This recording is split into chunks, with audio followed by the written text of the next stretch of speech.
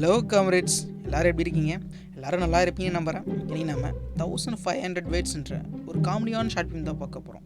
அதாவது 1500 வார்த்தைகள். இந்த கதை ரொம்பவே ஷார்ட்டான ஸ்டோரி தான். ஆனால் குறைஞ்ச நேரத்தில் ஒரு முழு படம் பார்த்த ஃபீல் இந்த நரேஷனை கேட்டதுக்கப்புறம் கண்டிப்பாக உங்களுக்கு வரும். சரி, ஆன்லைன் சொல்கிறேங்க கேளுங்க. ஒரு வித்தியாசமான நோயால் பாதிக்கப்பட்ட நம்ம ஹீரோக்கு அவர் பேசுகிற கடைசி 1500 வார்த்தைகள் முடியும் போது இருந்துருவாருன்னு தெரிய வருது. அப்படி அவர் சாகிறதுக்கு முன்னாடி என்னென்ன பண்ணுறாரு, அந்த கடைசி 1500 வார்த்தைகளை எப்படிலாம் பயன்படுத்துகிறான்றத ஃபன்னாக சொல்கிறது தான் இந்த கதை காம்ரேட்ஸ்.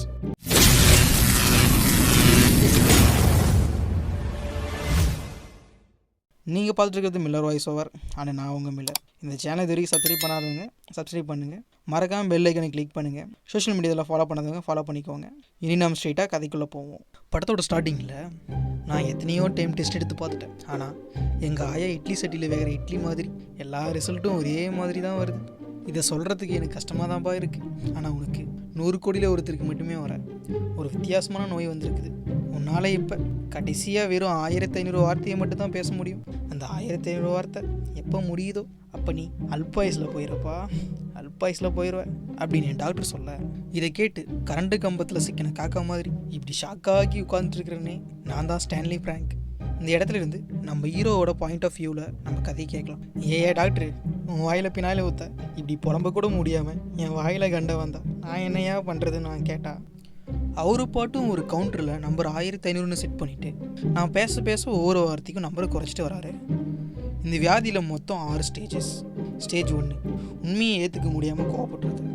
வெள்ளை சட்டை போட்ட வேதாளம், நீ பொய் சொல்கிறடா, என்கிட்ட நீ பொய் சொல்கிற. ஸ்டேஜ் 2 கதறி கதறி அழுறது. போன வாரம் தான் போகி பண்டிகையில் பழைய பொருள்லாம் தூக்கி போட்டு எரிச்சு, இப்போ என்னையே தூக்கி போட்டு பழைய பொருள்னு எரிச்சிடுவாங்க போல டாக்டர், என்னை காப்பாற்றுங்க. ஸ்டேஜ் 3 கத்தி கத்தி சத்தம் போட்டு தொண்டை தண்ணி வந்ததுக்கப்புறம் கன்றாவியான விஷயத்தை குடிக்கிறது. ஸ்டேஜ் 4 ஆழ்ந்த அரமனசோட சூசைட் பண்ண ட்ரை பண்ணுறது. ஸ்டேஜ் 5 வேறு வழி இல்லாமல் முழு மனசோட உண்மையை ஏற்றுக்கிட்டு எல்லாத்தையும் மூடிட்டு மூலையில் உட்கார்றது. அப்படி நான் உட்காந்துட்டு இருக்கும்போது, எப்பா பிராங்க், நான் சொன்னதுக்கப்புறம் நீ போட்ட ஆட்டத்தால் வார்த்தைகளோட எண்ணிக்கை 1500லேருந்து வெறும் 50 குறைஞ்சிச்சுப்பா. இனிமேவாச்சும் உன் வாயை கண்ட்ரோல் பண்ணி கடைசி வார்த்தைகளை கச்சிதமாக யூஸ் பண்ணுப்பான்னு சொல்லிவிட்டு உன் கடைசி ஒரு வார்த்தை சொல்கிறதுக்கு முன்னாடி இந்த நம்பருக்கு கால் பண்ணுப்பான்னு டாக்டர் என்கிட்ட ஒரு நம்பரை கொடுக்க, ஏன் டாக்டர், என் மேலே உங்களுக்கு எவ்வளோ பாசம், நான் சாகிறதுக்கு முன்னாடி கடைசியாக உங்கள் குரலை தான் கேட்கணும்னு ஆசைப்பட்றீங்களேன்னு நான் கேட்டால், பொசுக்குன்னு அது ஏன் நம்பர் இல்லைப்பா, இந்த ஏரியா போலீஸ் ஸ்டேஷன் நம்பரு, சாகிறதுக்கு முன்னாடி கால் பண்ணி சொன்னால் அதை தூக்கி போட்டு போவோன்னு சொல்லிட்டாரு. அங்கிருந்து கிளம்பணுன்னா என் பொன்னாடி ஜூலியா கிட்டே வந்து நடந்ததை சொல்ல முடியாமல் சொல்ல ட்ரை பண்ணி நாசமாக போன 4 வாரத்தையை வேஸ்ட் பண்ணிட்டேன். என் செல்லக்குட்டியும் ஒரு வழியாக அதை புரிஞ்சிக்கினா தான். ஆனால் மீதி இருக்கிற 46 வார்த்தையை வச்சு நாக்கா வலிக்க முடியும். எப்படியாச்சும் இந்த 46 வார்த்தையை மட்டும் வச்சு என் செல்லக்குட்டி ஜூலியா கூட என் காதல் வாழ்க்கையை காலம் கடத்தணும்னு முடிவு பண்ணி என் வேலையை விட்டேன். அதுக்கப்புறம் என்னுடைய சராசரியான ஒரு நாளில் 40% நாக்கு தொங்க போட்டு தொங்குறதுக்கு, 10% பசியில் பண்ணை தின்றதுக்கு, 3% மூக்குத்து பல்லு விளக்கிறதுக்கு, 15% சோப்பால் படுத்து ஆயா டீ பார்க்குறதுக்கு, மீதி 30% என்ன பண்ணுறேன்னே தெரியாமல் எருமை மாதிரி சும்மா இருக்கிறதுன்னு டைம் டேபிள் போட்டு என் காலத்தை கடத்திட்டு இருந்தேன். எப்படி கணக்கு கரெக்டாக இருக்கா? நான் அமைதியாக இருக்கும்போது தான் என் செல்லக்குட்டியோட அழகே என் கண்ணுக்கு தெரியுது. ஆஹா, ஊட்டி ஆப்பில் உரிச்சு வச்ச மாதிரி இருக்காளே என் செல்லம். இத்தனை நாள் நான் எப்படி இவளை ரசிக்காமட்டேன். இதுக்கு மேலே ஒவ்வொரு நாளும் என் கடைசி வார்த்தைகளை என் செல்லத்துக்காக மட்டுமே செலவு பண்ணலான்னு முடிவு பண்ணேன்.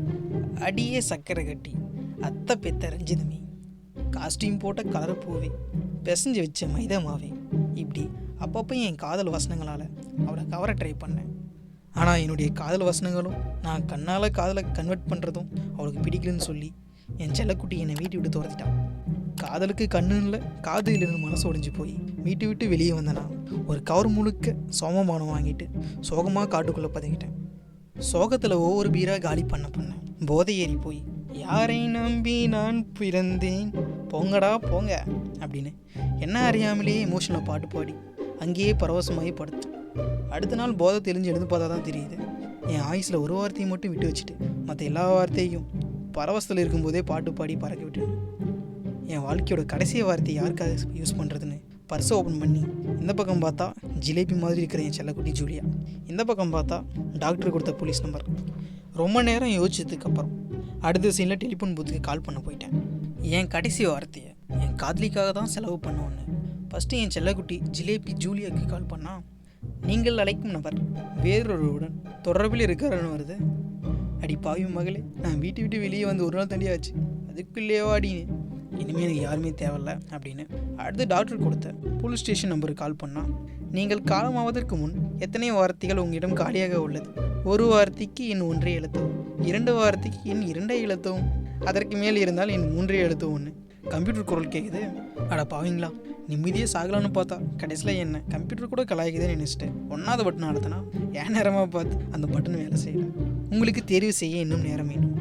உங்களுக்கு தேர்வு செய்ய இன்னும் நேரம் வேண்டுமா?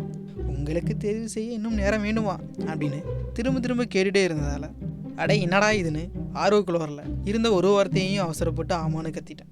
இந்த இடத்துலையே நம்ம ஹீரோ மண்டையை போட இதோடு இந்த கதை முடியுது காம்ரேட்ஸ்.